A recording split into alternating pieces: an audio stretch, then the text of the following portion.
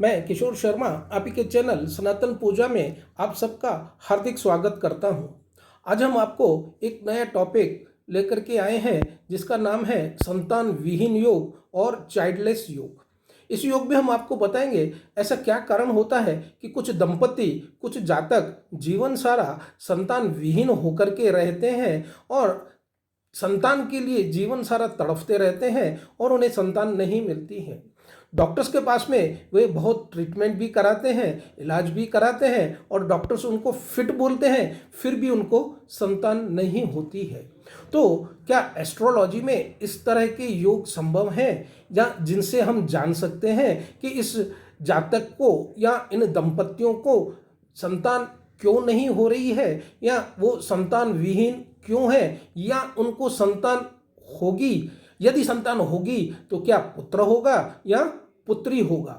इस तरह के आज नए टॉपिक के ऊपर हम आपको आज बता रहे हैं। वीडियो शुरू करने से पहले मैं आपको एक सूचना देना चाहता हूं कि हमारा सनातन पूजा का जो वीडियो है उसमें जो लोगो सनातन पूजा का लगा हुआ है, आप यदि उसको ऊपर क्लिक करेंगे तो आप हमारे सब वीडियोस को देख सकते हैं। साथ ही यदि आपको हमारा यह वीडियो अच्छा लगता है तो आप इसे लाइक करिए, शेयर करिए और सब्सक्राइब करिए ताकि शीघ्र से शीघ्र आपको हमारे वीडियो देखने को मिले।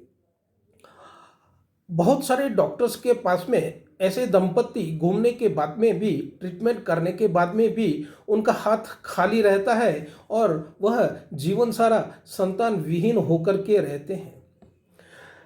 तो आज हम आपको यही चीज़ बता रहे हैं कि विवाह करने से पहले मैं हाथ जोड़कर नम्र निवेदन करता हूँ उन भाइयों को, उन बहनों को, उन माताओं और पिताओं को या उन युवक और युवतियों को कि जो विवाह करने जा रहे हैं या जिनका विवाह हो चुका है या जो कुछ लव मैरिज भी करने के लिए जा रहे हैं, इस तरह का योग कुंडली में ज़रूर दिखाएं और अपने जीवन को सुखमय जीवन बनाएं।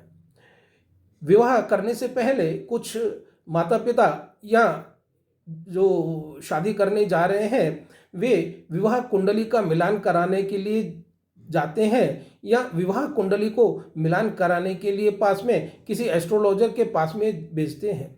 ज़्यादातर ऐसा देखा गया है कि एस्ट्रोलॉजर लोग कुंडली में उनके गुणों को देख लेते हैं। हाँ, 36 में से 28 गुण हैं, 30 गुण हैं, 22 गुण हैं, कुछ भी गुण हैं। हाँ, वो गुण जो है 60% से ज़्यादा है, हाँ विवाह हो सकता है। गण देख लेते हैं और उसके पास में उसका मित्रता देख लेते हैं, नाड़ी दोष है कि नहीं यह देख लेते हैं। लेकिन यह योग जो हमने आपको बता रहे हैं आज, संतान विहीन योग, यह देखना वो या तो छोड़ देते हैं या जातक जो पूछने के लिए जाता है वह इस तरह का योग नहीं पूछता है।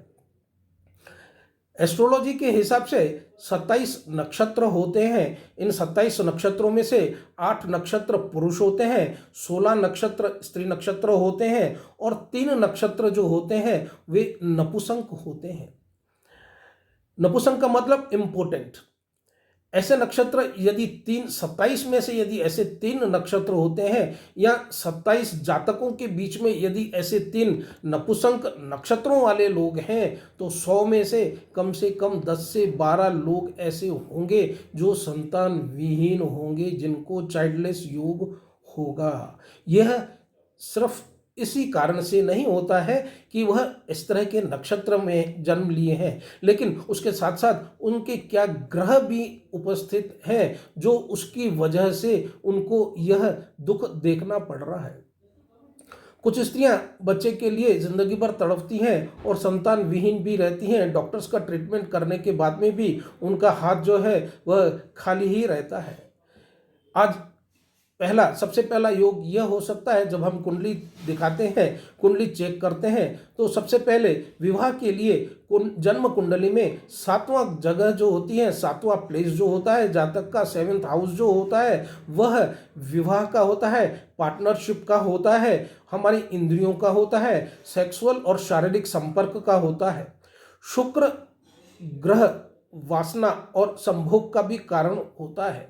इस जगह से, इस 7th हाउस से हमें यह भी पता पड़ता है कि जातक के स्पर्म काउंट कम है या स्पर्म काउंट ज़्यादा है या वह यदि स्त्री है तो उसका ओव्यूलेशन किस तरह से है, क्या वह ओव्यूलेशन होता है, नहीं होता है, या उसे भी किसी भी तरह का कोई डिफेक्ट है। 7th हाउस से ही सब इस चीज का पता पड़ता है।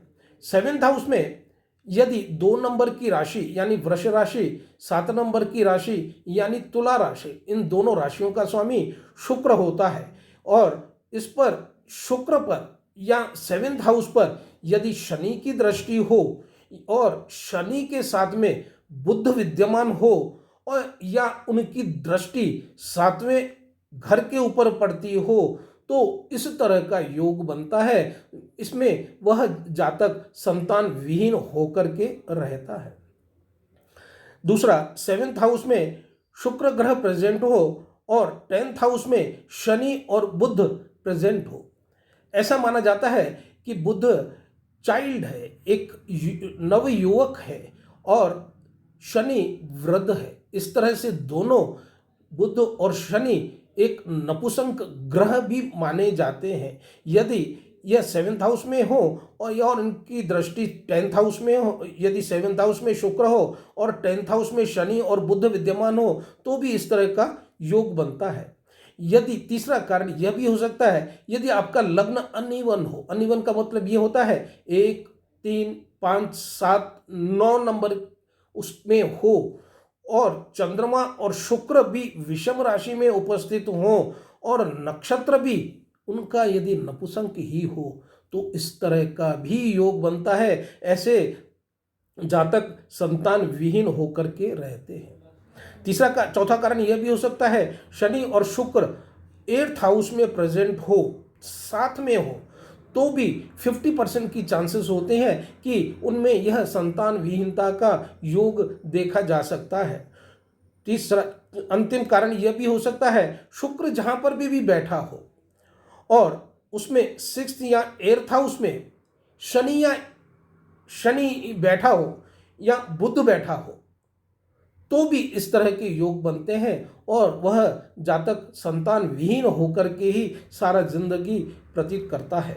जो जातक यदि विवाह से पूर्व इस तरह की कुंडली मिलान कराने के लिए जा रहे हैं, उनसे नम्र निवेदन है कि किसी भी एस्ट्रोलॉजर से यह योग जरूर पूछें कि इस तरह का योग तो कहीं कुंडली में नहीं है। हो सकता है इस योग के जानने के बाद में आपके जीवन में सुखमय और शांतिमय का जीवन बीते, और प्रभु की आशीर्वाद से आपको एक संतान प्राप्त हो। यदि आपको यह वीडियो अच्छा लग रहा है तो आप अपने कमेंट्स हमारे कमेंट्स बॉक्स में दीजिए, सजेशंस दीजिए, ताकि हम आपको इसी तरह के और धार्मिक वीडियो बना करके आपके सामने में हम प्रस्तुत करते रहें। अंत तक इस वीडियो में बने रहने के लिए आप सबको धन्यवाद।